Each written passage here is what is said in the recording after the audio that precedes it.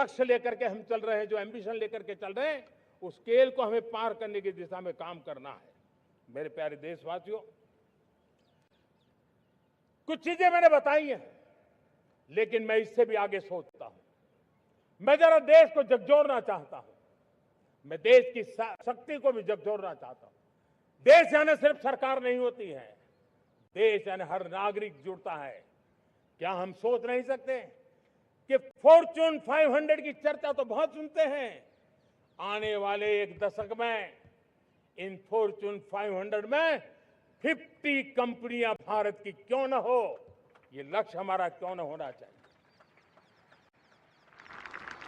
आज banking sector फल फूल रहा है। दुनिया की टॉप बैंक के अंदर भारत की बैंक का झंडा भी क्यों न फहरता हो। भारत की बैंक भी टॉप बैंक 5 बैंक में भारत की भी एक बैंक होनी चाहिए। भारत की फार्मा की दिशा में हमने बहुत काम किया है, लेकिन समय की मांग है कि दुनिया की 5 बड़ी फार्मा कंपनियों में भारत की भी 1-2 फार्मा कंपनियों का नाम गूंजना चाहिए। भारत उसमें अपना स्थान बनाना चाहिए। लॉ फर्म्स होते हैं, रेटिंग एजेंसी होती है। क्या समय की मांग नहीं है कि ग्लोबल लीडरशिप अब हमारे हाथ में होनी चाहिए? टैलेंट है, सामर्थ्य है, हमारा लंबा इतिहास भी है, भाषाओं पर हमारा प्रभुत्व है। हमें विश्व में पहुंचना चाहिए। हमारी कोई कंसल्टिंग फर्म, अकाउंटिंग फर्म दुनिया के टॉप फर्म के अंदर क्यों नहीं होनी चाहिए? भारत की टेक्नोलॉजी कंपनियां दुनिया के अंदर सिरमौर हो, ये हमारा लक्ष्य होना चाहिए। हमारे ऐसे ब्रांड हो जिससे दुनिया आकर्षित होती हो, हमारे ब्रांड हमारे देश की पहचान हो और विश्व के लिए एक डेस्टिनेशन बन जाए, उस दिशा में हमें काम करना है। और इसके लिए मैं राज्य सरकारों को कहना चाहता हूं, मैं स्थानिक स्वराज की संस्थाओं को कहना चाहता हूं, भारत सरकार का भी यह दायित्व है कि हमें हमारे रिफॉर्म की गति बढ़ानी होगी, विकसित करना होगा। हमें बीते हुए काल के नीति नियमों से नहीं चल सकते, हमें आने वाले सपनों के हिसाब से नीति नियमों को गढ़ना होगा। और इसको अगर हम गढ़ेंगे तो मुझे पूरा विश्वास है और मैं देशवासियों को भरोसा देता हूं, इसी रास्ते मेहनत में कोई कमी न करते हुए हम विकसित भारत का सपना पार करके रहेंगे। हमें सबको मिलकर के चलना है। केंद्र सरकार हो, राज्य सरकार हो, इंडस्ट्री हो, हम सब ने मिलकर के आगे बढ़ना है। हमें रिफॉर्म्स करते रहना है, रिफॉर्म्स को आगे बढ़ाते रहना है।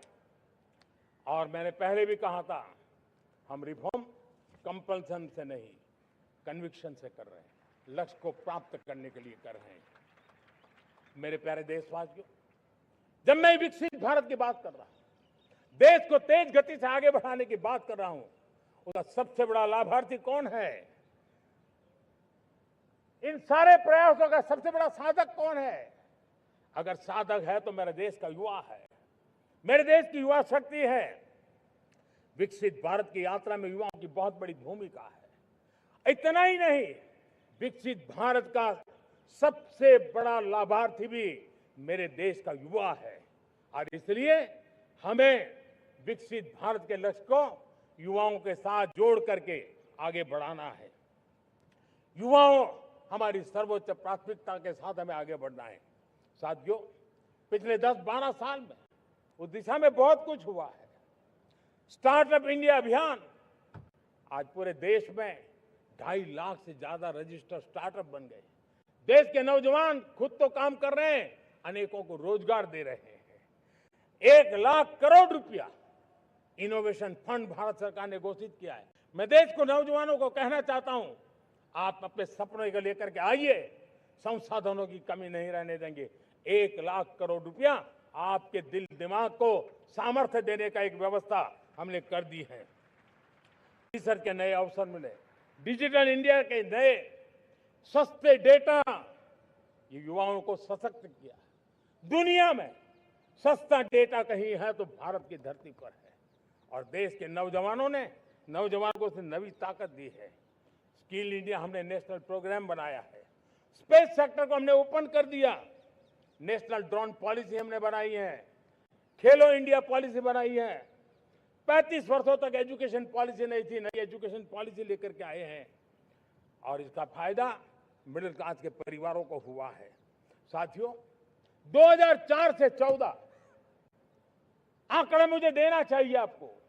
2004 से 14 हमारे देश में 350 से भी कम यूनिवर्सिटी थी और आज 10-12 साल के भीतर भीतर करीब 650 नई यूनिवर्सिटी जुड़ चुकी है। करीब 1000 का आंकड़ा हम पहुंच रहे हैं।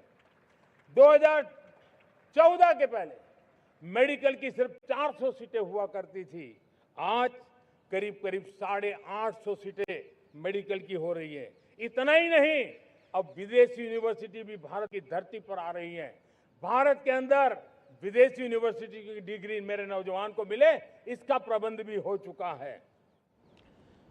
हमारे देश के युवा मन बचपन से ही टेक्नोलॉजी की तरफ, करीब 10,000 से अधिक अटल टिंकरिंग लैब छोटे छोटे बच्चों के हवाले कर दी है ताकि उनका इनोवेशन और टेक्नोलॉजी के अंदर उनका मन बने।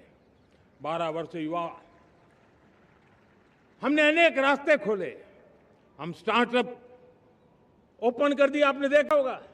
भारत के प्राइवेट स्टार्टअप 28 साल की एवरेज उम्र के बच्चों ने, नौजवानों ने दुनिया में पहले ही ट्रायल में अपना सैटेलाइट लॉन्च कर दिया और रॉकेट लॉन्च कर दिया। उन्होंने बहुत बड़ा काम कर दिया साथियों।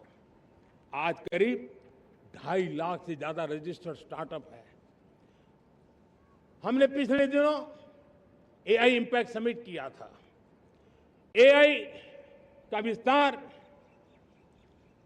बहुत तेजी से बढ़ रहा है। लाल किले से मैं देश के नौजवानों के लिए घोषणा करना चाहता हूं। हमने तय किया है कि आने वाले 1 वर्ष में 1 करोड़ युवाओं को एआई स्किल के लिए ट्रेनिंग देने का हम काम करेंगे ताकि हमारा देश का नौजवान एआई की दुनिया में भी नेतृत्व करने का